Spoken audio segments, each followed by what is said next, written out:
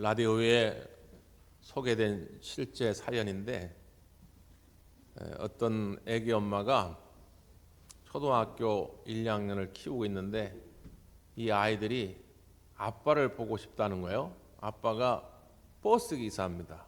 근데 아빠가 운행하는 버스를 한번 타보고 싶다는 거예요. 하도 졸라가지고 그래 알았다 그래가지고 시간을 딱 맞춰서 아빠가 운행하는 버스가 오는 그 시간에 타게 되는데, 미리 이제 아이들에게 주의를 준 거죠. 야, 버스 타면 아빠 부르지 마. 자꾸 아빠 부르면 아빠 일에 방해되니까 절대로 아빠 부르지 마. 그런 거예요. 그러니까 아이들이 알았다고. 그래서 이제 버스를 딱 타는데 이 아이들이 뭐라고 이야기하냐면, 아저씨 안녕하세요. 보고 싶었어요. 그렇게 탄 거예요. 엄마가 얼마나 당황스러운지 중간쯤 데리고 가가지고, 야, 아저씨가 뭐야, 아저씨가. 그러니까 엄마가 아빠 부르지 말라며 그런 거예요. 그래서 이제 아빠 이제 뒤통수만 보고 있는 거죠. 뭐 가서 뭐 아는 척 하고 싶은데 또 엄마한테 혼날까봐 아는 척도 못하고 아빠 뒤통수 보고 한 몇 정거장 가다가 이제 내리게 됐는데, 내리면서 큰 아이가 이러더라는 거예요. 아저씨 이따 일 끝나면 일찍 들어오세요. 우리 엄마가 아저씨 많이 기다려요. 그냥 거기 또 승객들이 빵 터졌다는 거예요. 참 아버지를 아버지라 부를 수 없는 심정 말이죠. 여러분은 우리 하나님을 아버지로 잘 부르고 계십니까? 우리가 예수 그리스도의 십자가의 은혜로 하나님의 자녀가 되었는데 하나님을 아버지라고 부를 수 있는 특권을 얻게 됐음에도 불구하고 아버지를 부르지 못한다면 이게 얼마나 안타까운 일입니까? 두 가지 경우가 있을 수 있죠. 하나는 어렵고 힘들 때, 그때도 우리가 아버지를 찾는 거죠. 아이고 하나님 아버지, 나의 삶을 아시오니 주님 도와주시옵소서. 또 다른 경우도 있겠죠. 아주 좋을 때, 사업이 번성할 때, 우리의 자녀들이 하늘의 복을 누리게 됐을 때, 그때도 아이고 하나님 아버지 감사합니다. 하나님 때문에 우리의 삶이 이렇게 번성하게 됐군요. 불러야 되겠죠. 만약에 둘 중에 하나 빠진다면 그건 온전한 신앙이 못 될 겁니다. 예를 들어 가지고 힘들 땐 매일 찾아, 아이고 아버지 나 좀 도와주세요. 아버지 나 좀 살려주세요. 그래. 근데 하나님이 살려주었더니 그 다음부터 다 자기가 잘나서 된 줄 알고 그 다음부터는 하나님을 아버지라 찾지도 않아. 그렇다면 그건 온전한 신앙이 될 수가 없겠지요. 그러니까 여러분, 힘들 때도 우리 아버지 하나님을 찾으셔서 문제의 해결을 받기를 원하고, 일이 잘 될 때도 아버지 하나님을 찾으셔서 하나님께 영광 돌리기를 바랍니다. 우리가 하나님 앞에 우리의 신앙을 고백하기 위해서 어떻게 해야 하는가 몇 주간 살펴보고 있죠. 오늘은 그래서 찬양하는 삶입니다. 길을 찬자에 오를 양자를 쓰는데 사전적인 의미는 이렇게 되어 있어요. 아름답고 훌륭한 것을 크게 기리고 드러냄, 그런 뜻입니다.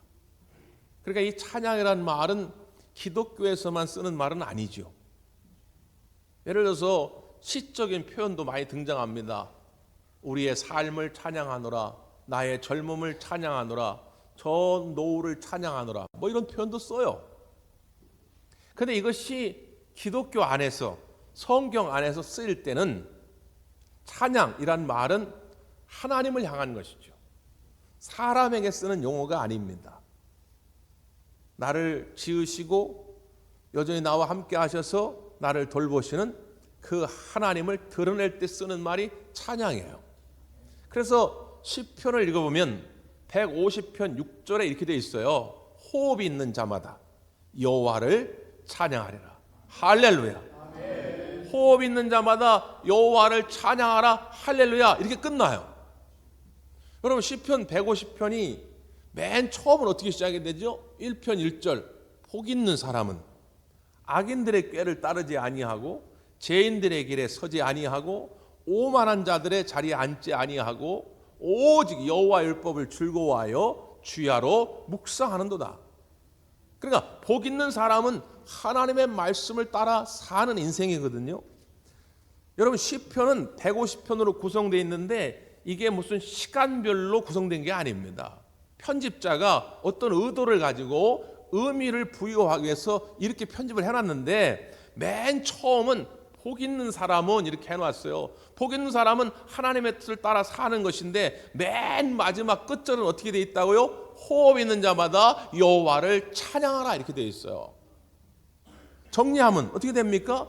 복 있는 사람은 하나님의 뜻을 따라 사는 것이고 복 있는 사람은 하나님을 찬양하는 삶을 사는 것입니다. 우리가 다 복 있는 인생 되기를 원하잖아요. 우리 자녀들이 다 복 있는 인생 살기를 원하잖아요. 돈만 많이 번다고 세상에서 출세한다고 복 있는 인생이 아니라 성경은 뭐라고 말하느냐? 복 있는 사람은 하나님을 찬양하는 삶을 사는 사람이다 얘기하는 것이죠. 이때 이 찬양, 구약 성경 히브리 원문 성경에 보니까 이 찬양이라는 단어를 어떤 단어를 쓰냐면 야다라는 단어를 씁니다. 야다. 이 히브리어 야다라는 말을 우리말로 번역할 때는 찬양, 감사, 고백 이런 말로 번역을 해요. 문맥에 따라서 의미에 따라서 다른 말로 이렇게 번역이 됩니다. 그러니까 구약 성경에 나타난 이 찬양이라고 하는 말은 무슨 뜻이냐? 하나님께 영광을 돌리는 것이고 하나님께 감사하는 것이고 하나님을 나의 주인으로 고백하는 거예요. 찬양과 감사와 고백이 그래서 같은 의미로 연결이 되는 것이죠. 오늘 본문의 말씀에도 보면 그렇게 하나님께 나와서 찬양했던 한 인물을 소개합니다. 자, 예수님 당시에 나병 환자 10명이 오늘 예수님을 만나고 싶어서 찾아온 거예요. 여러분, 나병 환자들은 당시에 짐승보다도 못한 취급을 받았습니다. 차라리 짐승은 데리고도 다니고 짐승은 부딪힌다고 해가지고 내가 부정해졌다라고 말하지 않는데 나병 환자들은 옷깃만 스쳐도 그의 부정이 내게 넘어왔다고 보는 거예요. 그러니까 얼마나 싫겠습니까? 저 사람하고 스치기만 해도 저 사람의 부정함이 나한테 오니까 스칠 수도 없는 거예요. 그래서 율법적으로 어떻게 하느냐? 그 사람이 멀리서부터 나는 부정하다 이렇게 하고 와야 돼요. 그래야 상대방이 알고 피해갈 거 아닙니까? 이게 얼마나 모욕적인 일입니까? 자기 스스로를 부정하다라고 동네를 지날 때마다 소리를 질러야 한다는 게 얼마나 괴롭겠어요. 그러니까 어떤 이는 가끔 소리를 안 지릅니다. 몰래 그냥 가는 거예요. 몰래. 네? 근데 몰래 가다가 누가 보고 저 인간 저거 나병 환자인데 라고 하는 걸 발견해가지고 소리를 치면 사람들이 몰려들어가지고 그를 돌로 쳐 죽였어요. 그래도 살인으로 여기지 않았단 말이죠. 이게 얼마나 비참한 인생입니까? 그나마 가족들에게라도 위로를 받고 싶었는데 나병 환자들은 가족으로부터도 격리가 됩니다. 그나마 성전에 나와 하나님께로부터 위로받기를 원했으나 그들은 성전에도 출입할 수가 없었어요. 그러니까 이제 마지막 지푸라기라도 잡는 심정으로 예수님을 찾아온 거예요. 자, 그 대목입니다. 성경을 한번 보세요. 12절 13절 시작. 한 마을에 들어가시니 나병 환자 10명이 예수를 만나 멀리 있어서 소리 높여 이르되 예수 선생님이여 우리를 불쌍히 여기소서 하거늘. 여러분은 12절을 읽어가면서 가장 눈에 들어온 단어가 뭡니까? 12절 한번 읽어볼 때 가장 여러분 마음에 짠하게 다가오는 단어가 무엇입니까? 멀리. 가까이 갈 수가 없는 거예요. 사랑하는 여러분 오늘 이 아침에 하나님께 가까이 나오신 줄 믿습니다. 지금은 얼마나 좋은 때입니까? 근데 그때 당시에는 가까이 가고 싶어도 가까이 갈 수가 없는 거예요. 잘못해서 가까이 갔다가 돌에 맞아 죽을지도 모르니까. 그러니까 멀리 서서 소리를 크게 높여서 외치는 거예요. 예수 선생님이요 우리를 불쌍히 여기소서. 지금 예수님이 어떤 분인지도 몰라요. 그러니까 그냥 예수 선생님이요 이렇게 부르는 거예요. 지금으로 하면 그냥 예수 양반 뭐 이렇게 부르는 거예요. 그냥 예수님이 어떤 분인지는 모르지만 소문에 듣자 하니 예수님을 만난 자들은 중병으로부터도 고침을 받았다는 이야기를 듣고 그 한 가닥의 소망을 가지고 지금 외치는 거예요. 예수 선생님, 우리를 불쌍히 여기소서. 여러분, 이것이 우리의 신앙의 출발점이요, 우리의 기도의 시작입니다. 기도를 무슨 성경 박사만 기도합니까? 무슨 교회 다닌 지 30년 돼야 기도합니까? 기도는 오늘 처음 교회에 나와서도 할 수 있는 줄 믿습니다. 그게 뭐예요? 불쌍히 여기소서. 하나님, 나를 불쌍히 여겨 주옵소서. 내가 죄인입니다. 내가 병들었나이다. 우리 자녀들이 병들었나이다. 우리 손자 손녀들이 아프나이다. 주여 불쌍히 여겨 주옵소서. 이게 기도예요, 기도. 나의 삶의 문제를, 나의 이 고통을 그대로 주님 앞에 나와서 솔직히 고백하면서 도움을 요청하는 것, 그게 기도입니다. 여기서부터 무언가 하여튼 시작이 되는 거예요. 오늘 이 시간에도 주님 앞에 그런 마음으로 나오셨을 텐데 주저하지 말고 주님 앞에 여러분의 삶을, 여러분의 형편을 아뢰시기를 바랍니다. 간절한 마음으로 주여 나를 불쌍히 여기소서 하면 우리의 작은 신음까지도 들으시고 기억하시는 하나님께서 반드시 여러분 삶 가운데 치유와 회복의 은혜를 허락하실 줄 믿습니다. 자, 예수님이 들으셨어요. 멀리 서서 소리를 지르는데 들으신 거예요. 왜? 예수님은 이미 이들에게 관심을 갖고 계신 거예요. 이 시간에 여러분이 와서 그냥 옆 사람도 안 들을 정도로 아이고 아버지만 해도 예수님은 들으시는 거예요. 예수님은 여러분에게 관심이 있거든요. 관심이 있으면 들립니다. 관심이 없으면 안 들려요. 똑같이 옆에서 얘기를 해도 관심이 없으면 안 들려요. 내 아이가 우는 소리는 들리지만 남의 아이가 울잖아요? 안 들립니다. 희한하거든요. 그래서 예수님이 들으시고 발걸음을 멈추신 거예요. 그리고 그들을 향해서 이렇게 말씀합니다. 자, 14절이죠. 14절 시작. 보시고 이르시되 가서 제사장들에게 너희 몸을 보이라 하셨더니 그들이 가다가 깨끗함을 받은지라. 가서 제사장들에게 너의 몸을 보이라는 것이죠. 레위기에 보면 율법에 이렇게 돼 있어요. 이 사람이 나병에 걸렸다가 나음을 얻었을 때 그 확인서를 제사장한테 받아야 됩니다.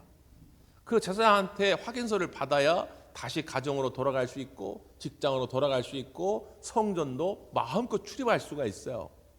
근데 만약에 그 확인서도 없이 자기 생각에 이쯤 되면 나은 거 아니야? 이게 피부가 좀 깨끗해졌네? 그리고 그냥 돌아다니잖아요? 그러면 그것도 돌에 맞아 죽을 수 있어요.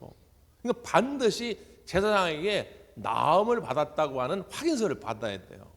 자, 근데 이 대목에서 문제는 뭐예요? 예수님께서 가서 제사장에게 너의 몸을 보이라 할 그 순간 이 사람들의 몸이 깨끗해졌습니까? 자, 이 시점을 보라 그 말이에요. 시점. 우리가 기대하는 거는 예수님께 나왔으니까 예수님이 그냥 머리에다 안수를 하시고 온몸을 어루만지면서 내가 명하노니 이 나병의 나쁜 균은 다 사라질지어다, 균은 다 죽을지어다 딱 했더니 갑자기 그냥 피부가 어린아이 피부처럼 휘어지고 깨끗해지면 우리는 박수치면서 야, 예수님 살아계시구나, 하나님이 나를 사랑하시는구나 막 그럴 텐데, 우리의 이 저차원적 신앙 단계에 머물 때는 그렇거든요. 그럴 텐데 지금 예수님이 이 말씀을 한 시점에 이 사람들의 몸에 변화가 있냐 그 말이에요. 없다 말이죠. 없다.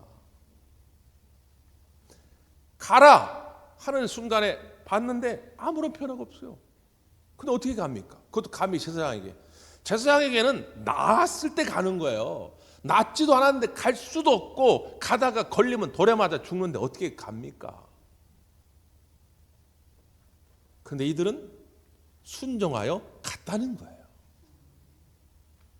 성경에 뭐라고 표현되어 있어요? 가던 중에 나음을 얻었도다 이렇게 말합니다. 무슨 이야기지요? 자, 우리가 하나님 앞에 나와서 어린아이 같은 마음으로 부르짖습니다. 주여 나를 불쌍히 여겨 주시옵소서. 기도의 제목에는 예외가 없어요. 여러분이 하고 싶은 대로 하면 됩니다. 이런 기도 해도 되나? 너무 유치한 거 아닌가? 괜찮아요. 하셔도 됩니다. 다만 여러분의 기도를 다 들으신 다음에 하나님께서는 하나님의 뜻대로 응답하시는 거예요. 여러분에게 정말 필요한 것이 무엇인지 아시니까. 그럼 하나님이 응답하십니다. 가라! 그럼 가야죠. 가야 뭔가 역사가 나타나는 것이고 가야 뭔가 기적이 일어나는 거예요. 근데 어린아이처럼 나와가지고 하나님 나를 불쌍히 여주세요. 기도는 했어요. 근데 주님이 응답합니다. 가라! 근데 가만히 있어. 가만히 있으면 아무 일도 일어나지 않습니다. 우리의 신앙이 이 상태에 머무는 경우가 얼마나 많은지 몰라요. 교회를 오래 다녔다고 하는 분들 가운데도 그냥 이 상태의 신앙에 머문 경우가 많단 말이에요. 지난주에도 제가 신앙 고백의 삶을 살기 위해서 순종하는 삶, 특별히 사랑하는 삶을 살라고 그랬잖아요. 예를 들어가지고 하나님 앞에 나와 하나님, 요즘 우리의 가정이 죽을 맛입니다. 엄마 아빠는 맨날 싸우고 형 동생은 맨날 싸우고 아주 지옥 같습니다. 주님, 우리의 가정을 천국 같은 가정으로 만들어 주시옵소서. 그렇게 기도해 보십시오. 하나님이 영락없이 응답하실 겁니다. 그래, 알았다. 네가 나의 사랑 안에 거하라. 내가 너를 사랑한 것 같이 너도 가서 그들을 사랑하라. 그랬으면 가서 사랑해야지요. 남편은 아내를, 아내는 남편을, 부모는 자식을, 자식은 부모를 사랑해야지요. 내게 주신 말씀대로 순종할 때 비로소 거기에 기적이 일어날 줄 믿습니다. 기도는 실컷 해놓고 하나님 말씀하는데 들은 척도 안 해. 지난 5주 동안 어떻게 하면 우리가 하나님 앞에 우리의 믿음을 아뢰할 수 있을까? 내가 그냥 생각으로만 나는 믿어 그렇다고 믿음이 아니라 진짜 하나님 앞에 내가 믿는 자라고 하는 걸 고백해야 할 텐데 어떻게 하는가 말씀을 드렸으면 순종해 봐야죠. 움직여 봐야지요. 하나님, 내 사업이 어렵습니다. 내가 경제적인 어려움이 있습니다. 그러면 하나님께 헌신의 삶을 결단해야 한다. 특별히 11조를 통해 우리의 마음을 하나님께 고백할 수 있어야 한다. 그래서 한번 해봐야지요. 그래야 하나님께서 약속하신, 예배하신 그 축복의, 그 능력의 그 기회가 우리에게 찾아오게 되는 것입니다. 그런데 아무리 말씀해도 들은 척만 척해요. 그러면 아무 일도 일어나지 않는다 그 말이에요. 그런데 이 10명의 나병 환자들은 순종했어요. 돌에 맞아 죽을지도 모르지만 가서 보이라니까 가는 거예요. 가다 보니까 나음을 얻게 된 것입니다. 순종하는 자에게 놀라운 기적의 역사가 일어날 줄 믿습니다. 자, 그런데 이야기는 여기서 끝나지가 않아요. 우리는 여기서 딱 끝나면 참 좋겠는데 내가 부르짖었더니 하나님 말씀하시고 말씀에 내가 순종했더니 내 삶에 기적이 나타났다. 병든 자가 고침을 받고 가난했던 자가 부유한 자가 되고 불화했던 자가 화평하게 되고 이런 기적이 일어났다. 여기서 끝나면 좋겠는데 지금 성경이 우리에게 보여주고자 하는 의도는 그게 아닙니다. 그 다음에 일이 있어요. 그 다음. 자, 그 다음 말씀 한번 보세요. 15절 16절입니다. 시작. 그 중에 한 사람이 자기가 낳은 것을 보고 큰 소리로 하나님께 영광을 돌리며 돌아와 예수의 발 아래에 엎드려 감사하니 그는 사마리아 사람이라. 아멘. 그 중에 한 사람, 10명 중에 한 사람만 돌아와 하나님께 영광을 돌렸다는 거예요. 하나님께 영광을 돌리는 것, 이게 찬양입니다. 오늘 우리 호산나 찬양대가 멋진 음으로, 멋진 멜로디로 하나님께 영광을 돌렸는데 저렇게 꼭 노래를 잘해야만 찬양할 수 있는 게 아니에요. 노래는 못하셔도 됩니다. 음치여도 상관없어요. 오늘 내게 주신 은혜를 가지고 하나님 앞에 영광을 돌리는 것, 그건 말로도 할 수 있는 것이죠. 이 모든 것이 찬양이다 그 말이에요. 특별히 이 사람은 예수님께 나와 그 발에 엎드렸다는 거예요. 엎드린다는 게 뭐예요? 예배지요. 그래서 엎드려 예수님께 감사를 드렸다는 거예요. 예수님께 엎드려 감사하는 것, 이게 곧 찬양입니다. 사랑하는 성도 여러분, 하나님께 나와 찬양과 감사가 넘치시는 신앙생활 되기를 바랍니다. 왜 그게 중요한지 아세요? 왜? 자, 마지막 절을 한번 보세요. 19절이죠. 19절 시작. 그에게 이르시되 일어나 가라 내 믿음이 너를 구원하였느니라 하시더라. 아멘.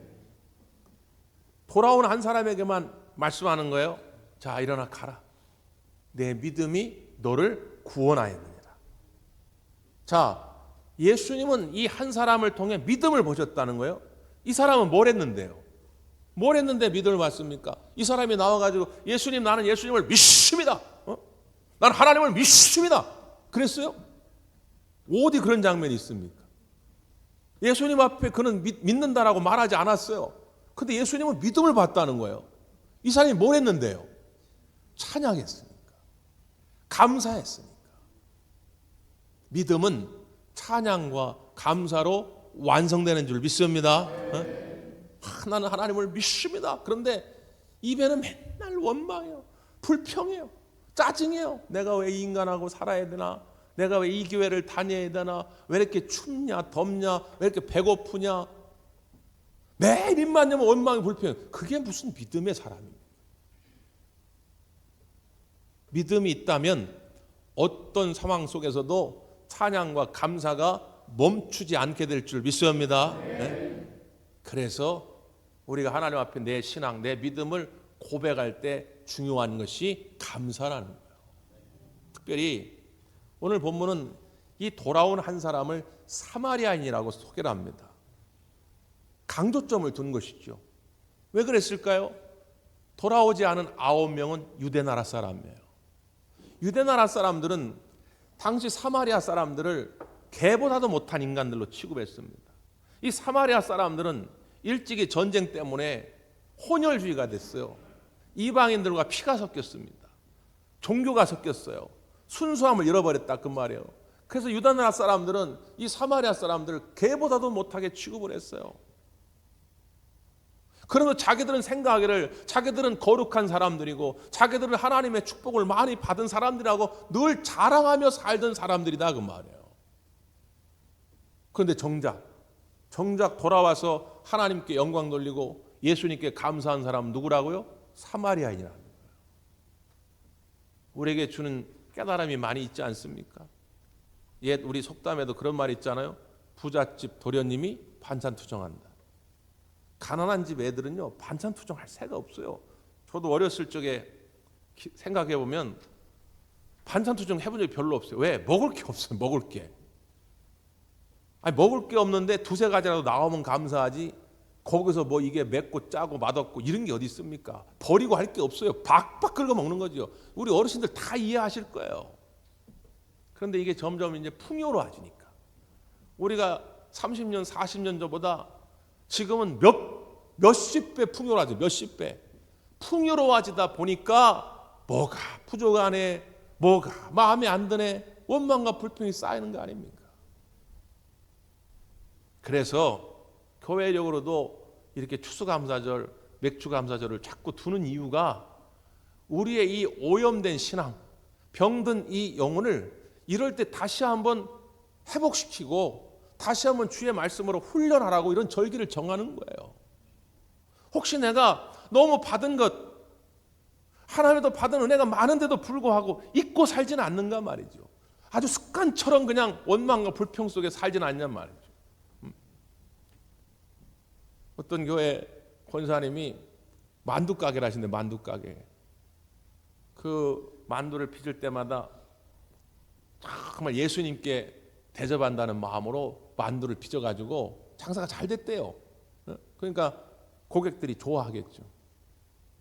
그리고서 이제 장사 끝날 때쯤 되면은 집에 중학생 딸아이가 있는데 그 딸아이 줄 거를 생각하면서 마지막 싸는 거예요. 그 싸가지고 또 식을라 빨리 해가지고 이제 집으로 가는 거죠.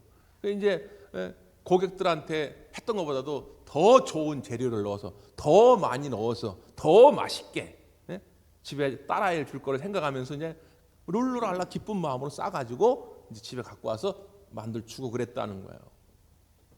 근데 이 권사의 어느 날 큰 상처를 받게 된 것이죠. 그게 뭐냐면 그렇게 딸아이한테 매일 만두를 갖다 줬는데 어느 날 딸아이가 그러더라는 거예요. 엄마, 오늘도 손님들한테 팔다 남은 거 가져왔지? 그런 거예요. 손님들한테 팔다 남은 거를 가져왔다고. 이 딸은 늘 그렇게 생각하며 먹었던 것이죠. 자기는 단 한 번도 손님들한테 팔다 남은 거 찌꺼기 갖다 준 적이 없어요. 쓰레기를 갖다 준 적이 없어요. 자기는 딸아이를 생각하면서 가장 좋은 것으로 갖다 주었는데 딸아이는 몰랐던 거예요.